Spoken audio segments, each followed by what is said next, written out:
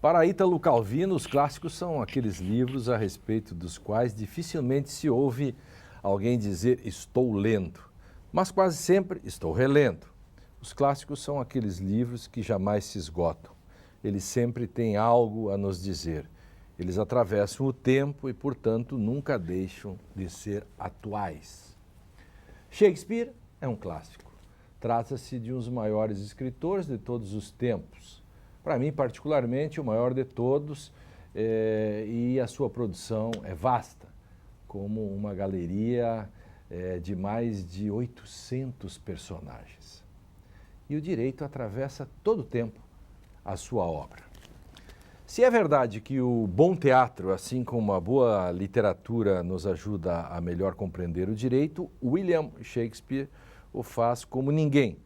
Por isso, a escolha do tema do programa de hoje, Shakespeare e o direito. Fique com a gente, porque o direito e literatura está começando agora.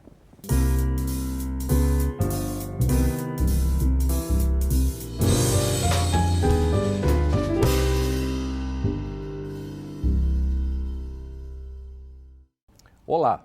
Renomados intelectuais de diversas áreas do conhecimento estarão a partir de agora conosco, debatendo por obras literárias para nos ajudar a entender questões importantes que atravessam a sociedade.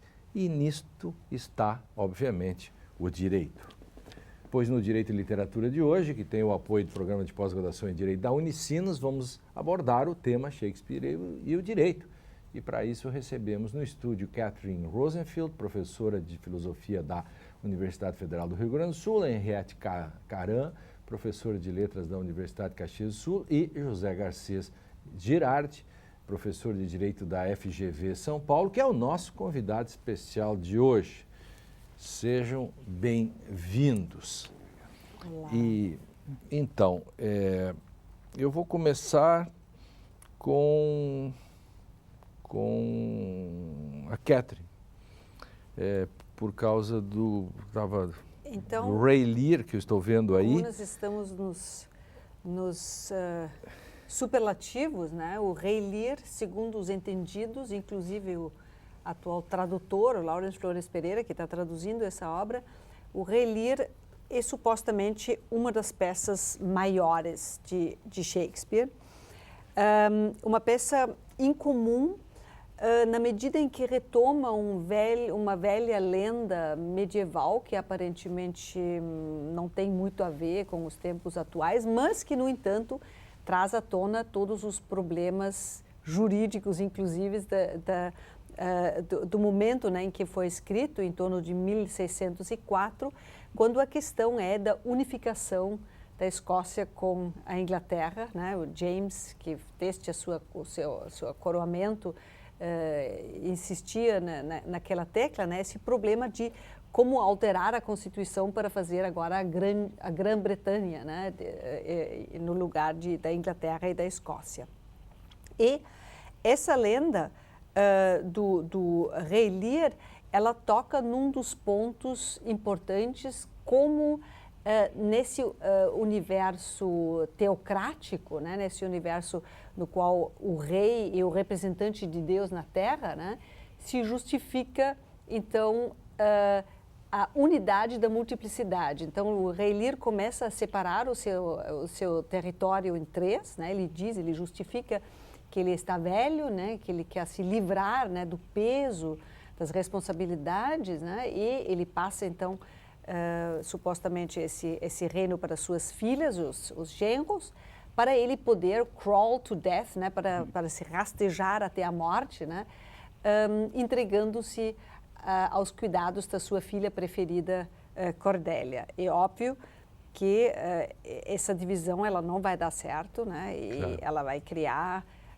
as grandes tensões, a guerra civil, né? As filhas vão se voltar contra o pai, então toda a retomada do imaginário do Hobbes e né, Hobbes vem depois, mas do Maquiavel, né? De que interessante isso, né? Que ele escreve tudo isso antes de Hobbes. Exatamente. E as questões de Hobbes estão presentes. em através Shakespeare. do príncipe. Que a né, literatura consegue se adiantar a isso em tantas vezes, né? Não, é mais do que isso, né? Se adianta a Freud, se Freud tivesse sido menos obcecado pela sua linguagem científica, moderna, medical, né? Ele poderia ter tirado muito mais, né? Porque todas as estruturas do Édipo e depois do feminismo moderno estão ali, né? Todo a patologia está estampada. Assim, e acho que em King Lear, especificamente, nós temos um personagem que é profundamente hobbesiano, que é o Edmund, né? Que ele fala sobre a natureza. E aí, o que eu acho muito interessante em King Lear, entre tantas coisas, uma peça maiúscula mesmo, é que há um arco, não é? Que a gente começa com o homem político no seu ápice, que termina como o homem natural, que é o Lear, que começa como rei e termina nu, cego, no meio da tempestade. E o homem natural, que é o Edmund, que termina no ápice do homem político. É o próprio Hobbes aí, né? A própria transição da... Exatamente, porque isso que eu acho que é uma chave mesmo importante para essa leitura do Shakespeare, que é toda época de transição, mas nem toda época de ruptura. Ele vive uma época de ruptura, realmente, que eu acho em que a forma de pensar política medieval, o direito medieval, está entrando em choque com a forma de organizar a vida material, que já é mercantil. E acho que essa ruptura é chave para a gente conseguir entender muitos desses conflitos. E Lear, acho que é maravilhoso nesse sentido, porque são dois arcos que se contrapõem. O político, o que antes era político, vai lá para baixo, e o que é chamado homem natural vai dominar a política. O que seria o mundo assim? O Hobbes vai imaginar com muito medo. Né? E você trouxe que livro, Girardi? Eu trouxe o Macbeth, né, que é um dos que eu mais gosto. É tão difícil escolher peça de Shakespeare, acho que a gente vai se apaixonando por cada uma delas à medida que vai envelhecendo também, né, e tem momentos diferentes. Mas porque Macbeth, eu acho que traz com muita clareza um elemento determinante para essa transição da forma de entender o mundo medieval para a forma de entender o mundo moderna, que é o lugar do desejo na experiência humana. Né? Então, Macbeth, ele claramente se confronta com o desejo de ser rei. Né? E há um determinado momento em que ele tem um diálogo com a esposa, em que ele fala, não vou seguir mais nessa empreitada, não vamos matar o rei.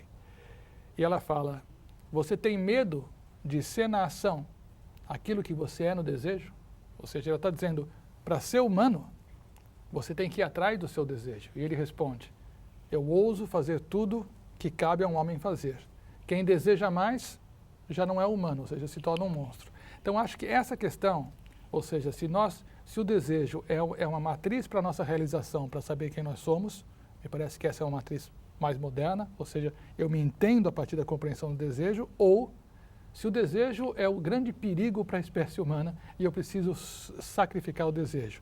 Nós vamos ter as virtudes renunciativas, né, medievais, as virtudes afirmativas modernas, e eu acho que Macbeth está bem nessa situação, e curiosamente, já para fazer um pouco a ligação com Lear, Macbeth mata, mente, trai, mas quando ele morre, o público tem a impressão de que o personagem mais interessante morreu. Que os que ficaram são muito menos interessantes. Isso é frequente na... Mas e sempre o Milton, né, o Satã é o personagem mais interessante. Eu acho que essa transição, não sei se... Henriette, eu escolhi que você trouxe? a Tempestade, que é um texto de 1600. E aí o livro, inclusive, sumiu na tempestade. Sumiu na tempestade. Que é um texto de 1611, né? É o posterior a esses dois, então. Posterior aos dois, é o último texto, a última peça integral de Shakespeare. E eu trouxe especificamente porque ela é a peça do perdão. Né? Ela é a peça da reconciliação. Ela é a peça onde é possível um plano B, que não seja aquele da vingança. Né? Então, num certo sentido, é uma peça que nos permite um pouco de otimismo, né? Que rompe um pouco, embora a natureza humana esteja ali com aquilo que está sempre presente nas obras de Shakespeare. Aliás, eu conversava antes, essa obra, ela reúne os principais elementos que nós temos na obra de Shakespeare como um todo. Por exemplo, nessa específica... Tem o amor juvenil, que está em Romeu e Julieta, nós temos entre Ferdinando e Miranda, né? Temos a traição, né? O ducado que é surrupiado, que é usurpado, né? Temos a vingança, Que é a todo... ideia de vingança. Temos o maravilhoso, né? Temos os elementos do maravilhoso que nós vamos encontrar em Sonhos de uma Noite de Verão.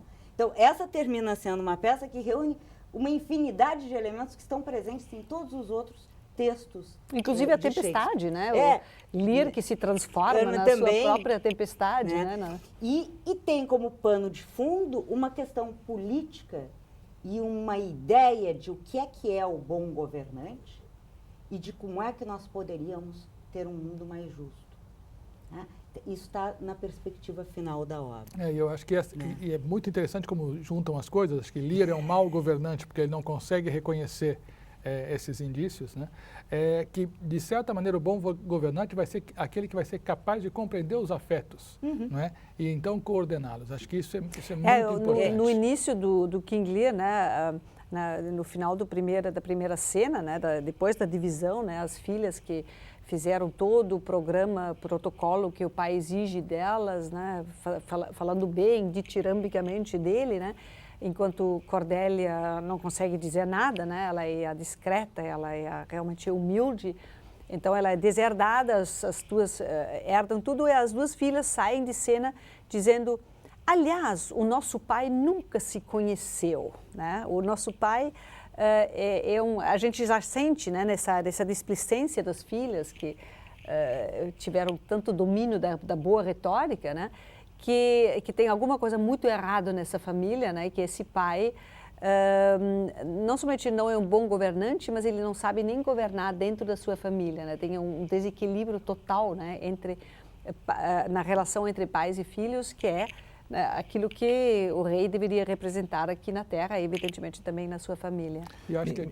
me encanta muito essa questão que está no Rei Lear, que é essa passagem do natural para o político, que é o modo, né, de que como a literatura consegue nos dar esses elementos, né? Por exemplo, no Brasil, os dois Brasis contados por sertões. Quer dizer, nós vamos descobrindo uma coisa que nós não sabíamos que a ciência política vai dizer depois.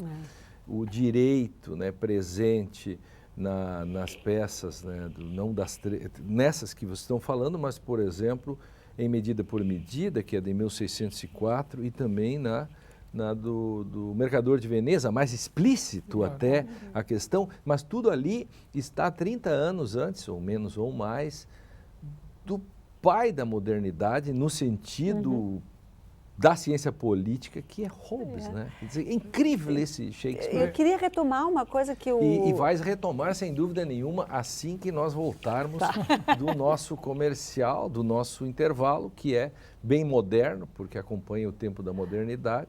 O Direito e Literatura, então, faz uma pausa para esperar que, na volta, a Catherine vai nos falar. E nós estamos falando sobre Shakespeare e o direito. Nós já voltamos para, no próximo bloco, falar sobre outras obras importantes também de Shakespeare e a sua importância para o direito.